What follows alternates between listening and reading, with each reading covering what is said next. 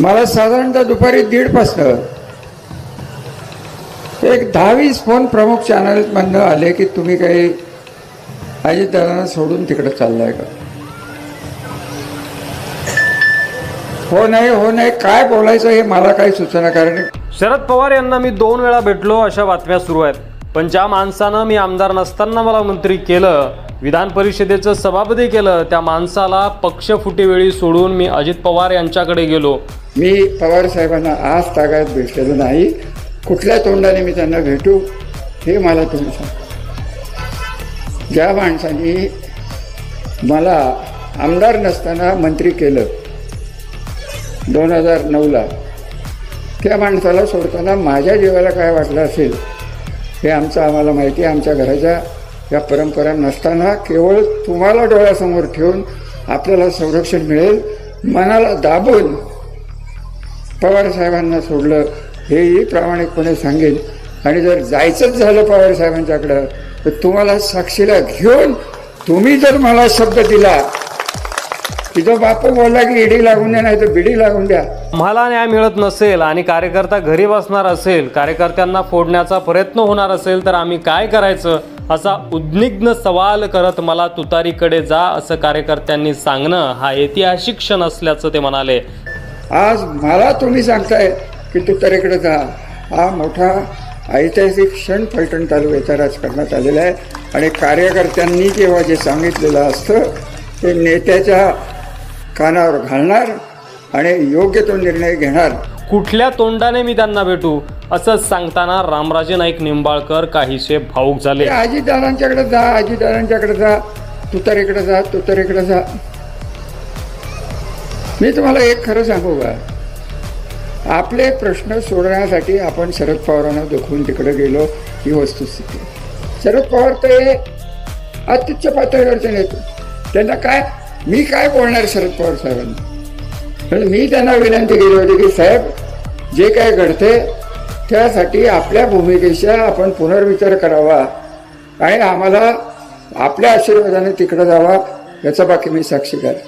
घराण्याची अशी परंपरा नसताना केवळ जनतेला संरक्षण मिळेल म्हणून मी शरद पवार यांना सोडण्याचा निर्णय घेऊन अजितदादांकडे गेलो. हा निर्णय घेताना माझ्या जीवाला काय व्यथा झाल्या असतील हे माझं मला माहिती आहे असं देखील ते भावनिक होऊन म्हणाले. अरे आज हिंमत असले तर ये चल, मी अपक्ष उभा करतो, तू अपक्ष कर, चल बाद झालं. पार्टीन शरद पवार माझी आहे का हिंमत? चल ये चल, तू छत्री घे आणि तू कुत्रं घे.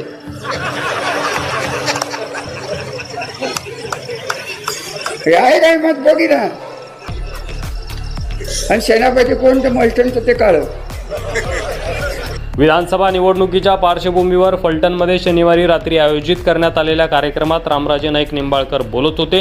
त्यांनी यावेळी भाजप आणि काँग्रेसच्या नेत्यावर सडकून टीका देखील केली. घरी बसलेल्या कार्यकर्त्यांचा रिकामा नेता म्हणून अजितदादाच्या पार्टीत गेलं काय आणि अजून कम्युनिस्ट झालं काय आणि राष्ट्रपत गेलो काय, त्याच्या मागे कार्यकर्तेच राहिले नाहीत. अशा माणसाला, अशा नेतृत्वाला अजितदादा तरी काय करू शकणार आहेत.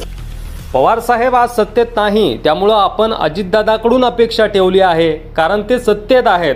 अपेक्षा जोपर्यंत पूर्ण होत नाही तोपर्यंत मी माझ्या लोकांना काही उत्तर देऊ शकत नाही. अशी परिस्थिती माझ्या नेत्यानं माझ्यावर आणू नये अशी नाराजी देखील रामराजे नाईक निंबाळकर यांनी बोलून दाखवली. भारतीय जनता पार्टीचं पिल्लू जे माणमधनं सुरुवात आहे, ज्याचं एक शाखा ही फलटणमध्ये आहे आणि त्यांना जोपर्यंत ताकद मिळते तोपर्यंत अजितदादांना आम्ही प्रश्न विचारणारच की आम्ही काय करायचं हे तुम्हीच आम्हाला सांगा. एक सांगा तरी की हे थांबणं शक्य नाही. भारतीय जनता पार्टी माझं ऐकते का नाही ऐकते आम्ही आमच्या पद्धतीने बघू. माझं काही शरद पवारांशी भांडण नाही, माझं मोदींशी भांडण नाही, माझं देवेंद्र फडणवीसांशी भांडण नाही. माझ्या तालुक्याचं तर मला बघायचे अधिकार आहेत की नाही. थोडक्यात आमच्या अपेक्षा जर पूर्ण झाल्या नाही तर आम्ही पवार गटात जाऊ शकतो, आम्हाला मार्ग खुले आहेत असा इशाराच त्यांनी अजितदादा पवार यांना दिलाय असं देखील बोललं जात आहे. मी अजितदादा हे सगळं सांगणार आहे. अजितदादा त्याच्यावर योग्य तो निर्णय घेतील. त्यामुळे अजितदादा पवार गटातील रामराजे नाईक निंबाळकर आणि रमेश थोरात हे 2 बडे नेते पवारांची तुतारी वाजवण्याची शक्यता आहे. अजून काय बोलू? आता कशाला ओरडतो? जरा बिघडला का? बापू जेवायचा देवा होता. त्यामुळं येत्या काळामध्ये रामराजे नाईक निंबाळकर शरद पवार गटात जातात का हे पाहणं महत्त्वाचं ठरणार आहे. हे बघा, अजितदादांच्याकडे गेलो, विचारपूर्वक गेलो, पवार साहेबांना दुखवलं, वाईट वाटलं तरी गेलो.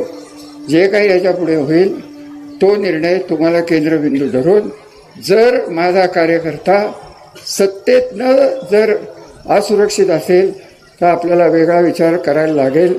एवढं बाकी निश्चित मी तुम्हाला सांगतो. यावर तुम्हाला काय वाटतंय कमेंट बॉक्समध्ये लिहायला विसरू नका. चॅनलवर नवीन असाल तर सबस्क्राईब करा.